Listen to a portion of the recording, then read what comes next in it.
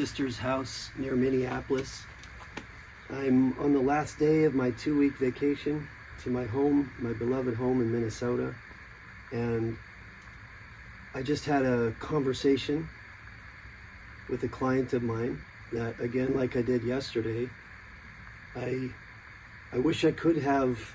I would never want to record a conversation with a client, obviously, but I wish I could record sort of the transcript of it, because I notice, maybe it's just my personality, that the real gold comes out in the context of a conversation where, the intention is to truly help someone dislodge themselves from pain, from sadness, from grief, from acting out multi-generational trauma with their spouse or their children or their community or whatever.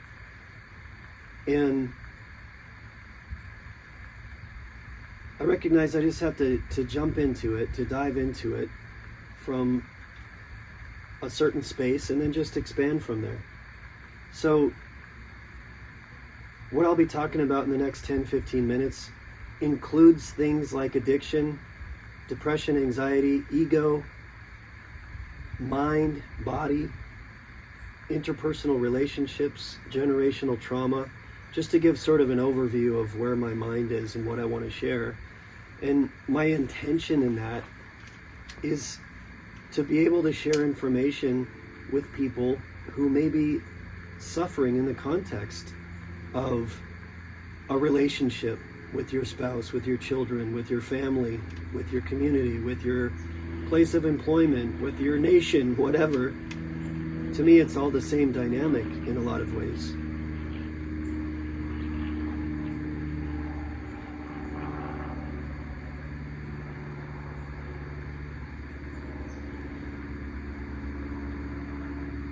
I'm just going to start with the word addiction. Let's dip into that space. Actually, I'm going to start with what we call plant medicine or psychedelics, because to some people that's something they're really familiar with. To other people, they have no idea what that means. And so let's start with a subject like psychedelics and why they're relevant and why people use them and why it's important, and that'll sort of open up a much bigger conversation.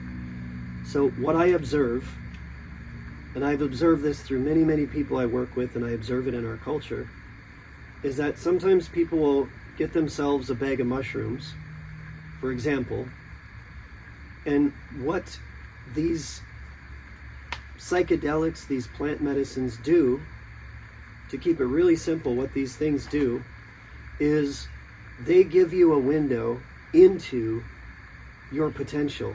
They give you a window into who you really are.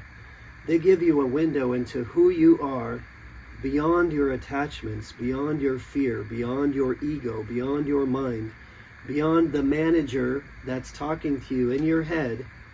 That is a neurological construct that has been developed over the course of your life, that is an amalgam of all the authoritative voices over the course of your life. It's an amalgam of all the trauma. It's an amalgam of all the survival algorithms in your head, and it's acting itself out, and it's talking to you in the present moment with the intention of keeping you safe. It's a manifestation of your brain. It's wired into your body. It's what we call the ego. Different people have different words for it, but it is a representation of your practiced and your attached self, represented by billions of neurological connections acting themselves out automatically in the present moment to keep you safe. Most people think that's who they are. But when you learn to meditate, as an example, what you learn to do is to step back, to observe that part of yourself, and to recognize that it's happening automatically. It's acting automatically. I'm just checking to make sure this thing's actually on. So that part is acting automatically, just like your body is acting automatically in accordance with teaching and training and patterns of responding that we believe are intended to keep us safe. They're not really objectively intended to keep us safe. They're actually keeping us safe in the context of who we think we are, in the context of our beliefs, our ideas, our ideologies, our constructs, our political parties, our social constructs and relationships.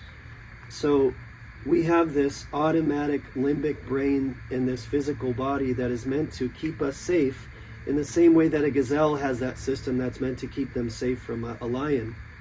But then we have this unbelievable thinking brain, this simulation making mind that has an identity all by itself. And that mind is trying to fight for survival.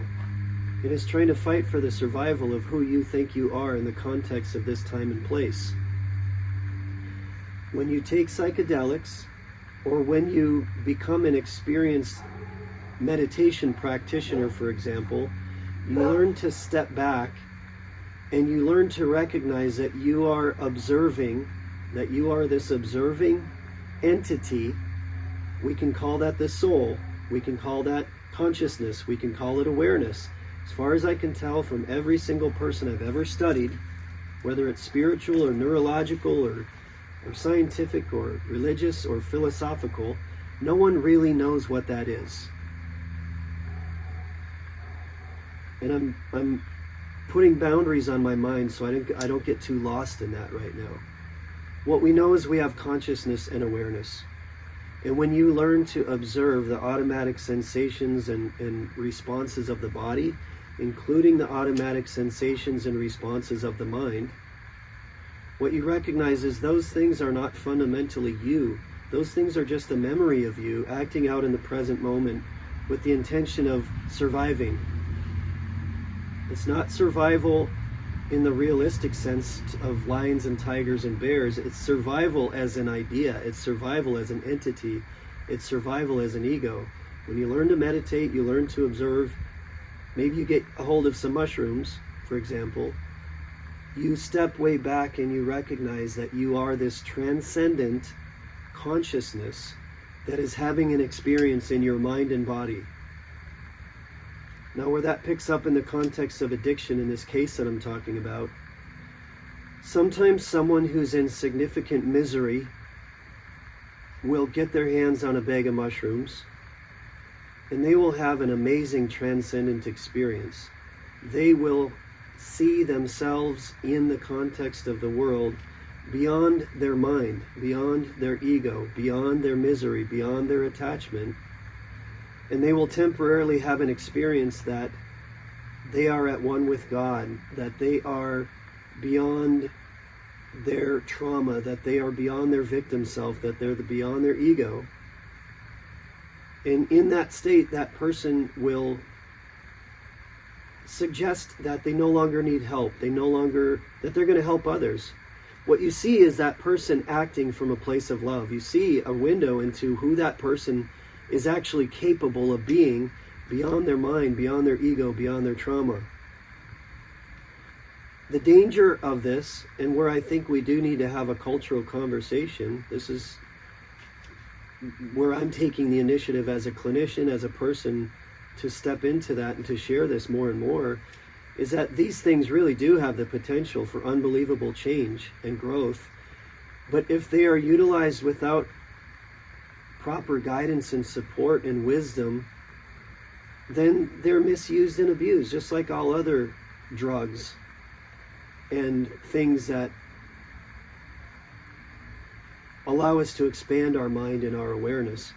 We need guidance, we need wisdom, we need support, we need teachers, we need elders to guide us. So when a person in this state of misery gets a hold of something like this, they have a temporary awakening, and you actually get a glimpse into what their potential is as a human being. What often happens, as is the case of what I'm referring to, is then this person's ego mind, their practiced survival-based mind, will say, I am not going away. I'm not going to die. I'm not giving up. I'm not going to let you get rid of me. And it will take over, and it will start to behave from that place of ego again. That ego is a victim. That ego needs to be a victim. That ego needs to tell a story that it is the victim of something in the world, that someone else is to blame for its problems. Sometimes someone else was to blame in the context of abuse, whether in the home or cultural. But at some point, that person developed a sense of identity that they are a victim in the world, and that everyone else around them is to blame for them being a victim. And that ego takes back over again. And now the people around them, their spouses, their children, their co-workers, in the case of a megalomaniac or a dictator, their entire nation, now experiences that person acting from that place of an ego that needs the world to behave in a certain way in order for that ego to sustain itself. In the context of an abusive spouse or parent, that ego needs to believe that everyone else is to blame for their problem. So the abuser usually believes that they're the victim of something and that everyone else is actually to blame for why they're behaving that way. That's why we use a word like narcissism. That's what narcissism ends up being, is that everyone else is to blame for me. I am great. I am powerful. I am not the problem. Everyone else is the problem. When that takes on the shape of someone who's super intelligent and super powerful, what you get is an authoritarian. What you get is a dictator. What you get is someone that will use and abuse and shame and blame and hurt and harm people on a catastrophic level. But it's the same phenomenon. It is a ego, an identity, a formation of the mind that needs to sustain itself, and it needs to believe that it's all powerful. Otherwise, it would have to take responsibility. And coming back to the ground in the context of this conversation, in order for someone, anyone, I have been through this personally. I go through this personally every day. I work on this personally every day. We need to be able to look at the stories that our ego is telling us. We need to be able to look at the story that our ego mind needs to keep telling in order for us to uphold our idea of being a victim in the world. And we need to recognize that rather than blaming everyone else for our misery and for our circumstances, we need to step back from that ego story and start taking full responsibility for our thoughts, for our projections, for the story that we are running and how we are pulling other people into that story, and we are shaming and blaming and abusing and using them in the context of that story. We need to be able to step back and observe and to transcend that story. And in the case of psychedelics, to utilize that window, that glimpse into our divine self, who we are truly capable of being, but to actually translate that into some sort of committed daily responsibility and practice. So the utilization of psychedelics or drugs is not the problem in and of itself. It's that we don't take the wisdom we get from that window of awareness, the expansive awareness that comes from that drug use. We don't actually take that and turn it into responsibility, and we don't turn it into a daily practice beyond the use of those substances. In the case of addiction, and I know I'm jumping around a little bit, but I'm tying a lot of ideas together. In the case of addiction, I believe that far too often we blame the addiction, we blame the substance, rather than recognizing, and I know this is really controversial to say, but the substances people are using are actually temporarily working. They're giving them a temporary glimpse into their own awareness. They're giving them a temporary respite from their ego mind, from the hell and the misery of their trauma memories, of their ego mind, of their attachment to their story, of their story as a victim. The substances are giving them a temporary respite. And the problem emerges when they believe that those substances are that when their physiological body, their ego mind, their limbic brain starts to crave those substances because they believe that that's the answer to their misery, as opposed to understanding those substances are giving them a temporary window into what is possible, and that those substances actually have a toxic, poisonous, deleterious effect on their brain and body. And those substances were never meant to be used for the long term. They were never meant to be used chronically, just like I don't believe psychedelics are meant to be used chronically. They were meant to help you have a window into what's possible. And your job is to translate that into a daily practice. That's where meditation and yoga and Tai Chi and all the ancient practices come into play. where we need to take responsibility for the fact that we are capable of stepping back and observing the victim mind, the victim ego, the story that we're telling ourselves, and how that translates into the sensations in our body and the attachments in our body, and how we're acting that out in our life, and how we're projecting that into our personal relationships. Whether you're doing that in your family, whether you're doing that in your place of employment, whether you're doing that on a grandiose scale as a leader of some sort. We need to be able to translate the wisdom that we get from the awareness that comes from substance use into some form of daily responsible practice. And we need to get beyond the use of the substance, and we need to be able to translate it into a responsible, disciplined practice that allows us to wake up every day and take a step back from our ego mind, from our automatic mind that is built into our brain and body, and how that's wired into our limbic brain and our sympathetic nervous system and the survival-based structures of our mind and body. We need to put that into a daily practice so that we can recognize we are a conscious being in a physiological body, a physical body that is designed to protect us. And we need to recognize that this thing is programmed by the world around us, and all the entities of power know how to use and abuse that. We need to stop being victims to those entities of power. I'm talking about big corporations and governments. We need to stop being victims to that and recognize that we are conscious beings living in a physical body that is very easily programmed by experience, that there's very legitimate memory and trauma implicit in that experience, and that we are acting it out on a daily basis. And through daily commitment and practice and discipline, meaning waking up every day and doing what you know is good for you, whether you feel like it or not, that's what discipline is. We are constantly allowing ourselves to step back, to be in the seat of consciousness, to observe the automatic stories of our mind and body, to observe the automatic sensations of our mind and body, to transcend it, and to live from a place of deliberate, chosen value, deliberate, chosen practice. That's what freedom really is. We actually get to put ourselves into alignment with what we love and value. We get to transcend our trauma. We get to transcend our fear. We get to transcend the bondage and the attachment that we experience with the entities, the people and the entities of power that we feel like victims to.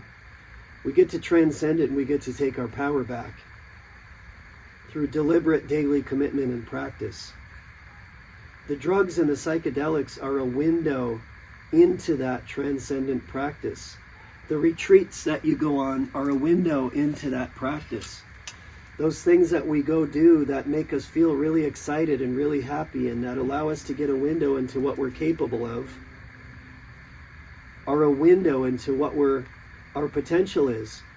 But if we can't, I think the take-home message is, if we can't translate that into committed, responsible, daily practice that we as individuals choose to participate in, and then we choose to do that into a community of practice, if we can't do that, we are going to continue to live within our ego mind.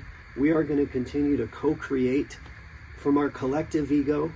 We are going to continue to co-create our collective generational, multi-generational trauma. We're going to continue to make ourselves susceptible to the generational abuse that takes place from those people that we tend to use labels like megalomaniac, narcissist, dictator, authoritarian, who are willing, either in the home, in the school, in the church, in the nation, to use and abuse and manipulate you based on your unconscious attachment to the stories that you're telling yourself. There are people that are really good that use that to their advantage. And they're fully consciously aware on the highest levels. They are fully consciously aware of how to use that and how to abuse it and how to manipulate it for power, for dominion, for pleasure. The only way we break that cycle of multi-generational abuse is to learn how to take a step back, how to observe our own mind and our own body, to recognize that we are a transcendent consciousness, regardless of what story you attach to that. We're a transcendent conscious awareness that can learn how to observe the stories that we're carrying in our mind and body. And I firmly believe, to kind of bring it home to my own journey and my own experience and my own religious background, I really believe that's the story of baptism. I'm not preaching that to anyone. I don't have the desire to preach that to anyone. I realize there's people who are attached to the idea that I should be attached to that, but I'm not. I think the story of baptism is that you completely and totally surrender your ego mind. You completely and totally surrender the idea that you are in charge, that you know what is best for you. You surrender your sin. You allow Christ to become you. You allow Christ consciousness to become you. What does that really mean in the big story? You allow God to become you. You allow the divine to become you. Bringing it back to a simple statement like I did yesterday, without dogma, without belief, without ideas, without philosophy, without mythology. You simply allow yourself to consciously observe that you are an awareness in a physical body that is capable of developing ideas and beliefs and constructs and attachments and ego identity, and you transcend all that shit. You become a transcendent being. In Buddhism or the like, that's what we call enlightenment. But enlightenment or salvation is a daily practice of surrender. It's a daily practice of surrendering your mind. It's a daily practice of surrendering your ego. It's a daily practice of surrendering your sin. And allowing God to become you, or just allowing yourself to live from a place of deliberate, conscientious, responsible, value-based, love-based practice. And what I notice, to say something maybe even more simple before I go, what I simply notice in my own journey, and what I notice in the journey of anybody that I share space with, is when we let go of, on a daily basis, I got to practice it on a daily basis, when we let go of our fear, our sin, our anger, our victim story, our attachment, what is left is abundant love, abundant joy. And then we go find people that are living in that abundant joy and abundant love, and we share that joy with them. It's what we call falling in love. Some of those people you get to experience unbelievable love with. You get to dance in that space with them. I think it's what we call falling in love. I'll leave it at that. Take care.